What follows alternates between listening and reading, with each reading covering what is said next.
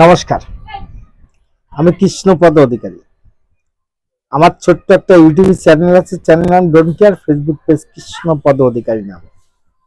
আজকে আমি আপনাদের সামনে যে বিষয় নিয়ে আলোচনা করতে এসেছি, অবশ্যই থার্মেলটা দেখে বুঝতে পারছেন যে কার বিষয় নিয়ে আলোচনা করব। সেখানে দাঁড়িয়ে আমি যার বিষয় নিয়ে আলোচনা করব একটা আলোকিত নাম, এবং ভারতবর্ষের ইতিহাসে অনেক কিছু ঘটিয়ে গেল আমার এই জননী।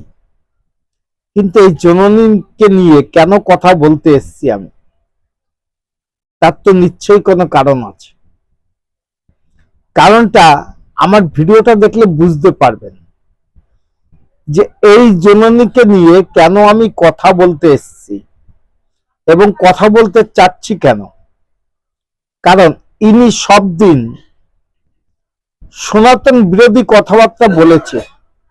বিগত দিনে আপনাদের স্মরণ আছে কিনা জানি না, তাই স্মরণটা করিয়ে দিই আপনার। अब चलिए बंगाल की बात करते हैं। टीएमसी की सांसद महुआ मोइत्रा ने मां काले पर विवादित बयान दिया था।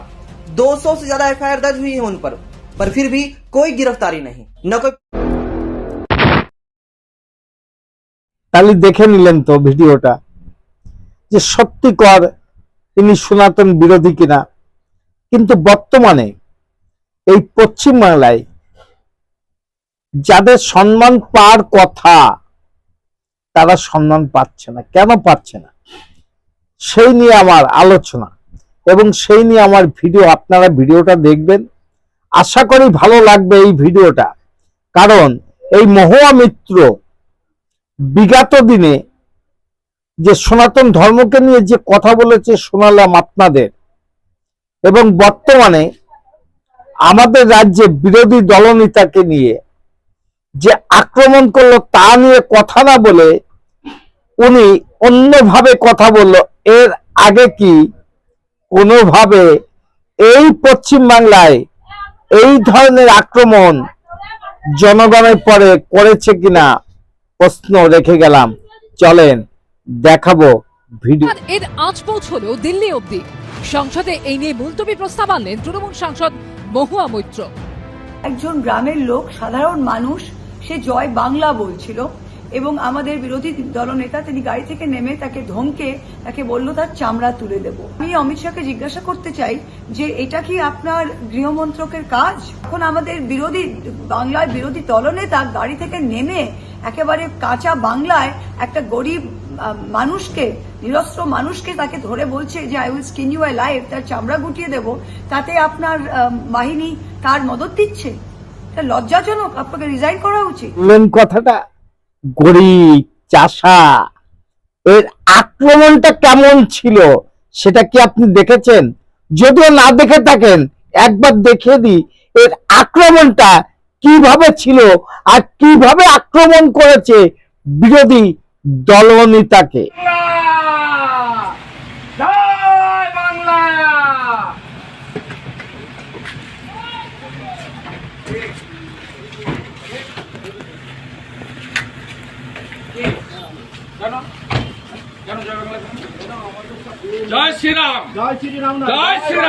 এই মহুয়া মিত্রকে আমি প্রশ্ন করতে চাই যে ইনি যেভাবে এগিয়ে গেছে, আপনি কি অন্ধ ছিলেন?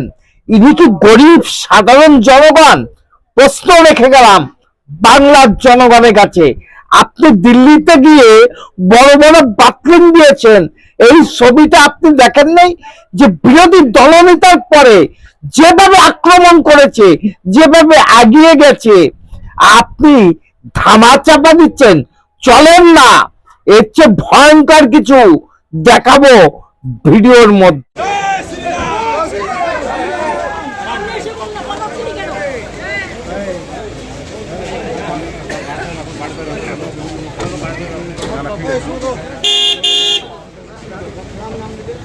দিদি গাড়িতে হামলা চালিয়েছে দিদি।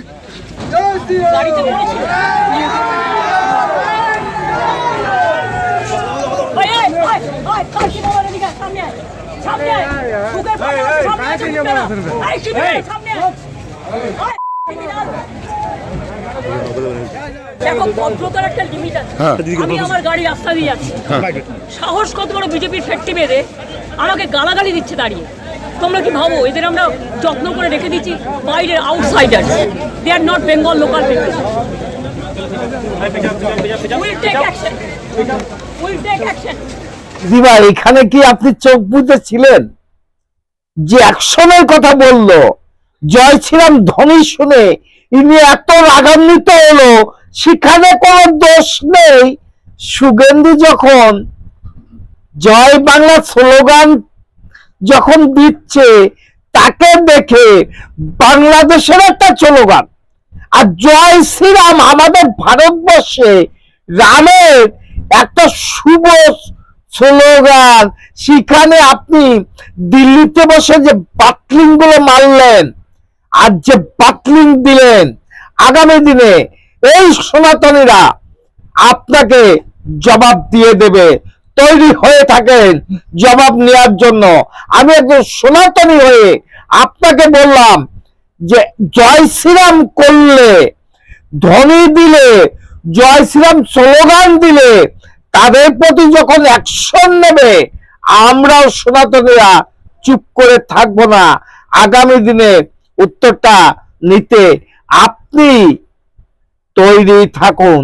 এই কণ্ঠ আছে যতদিন, প্রতিবাদ ততদিন। সত্যকে সত্য বলি, সাদাকে সাদা, মিথ্যাকে মিথ্যা।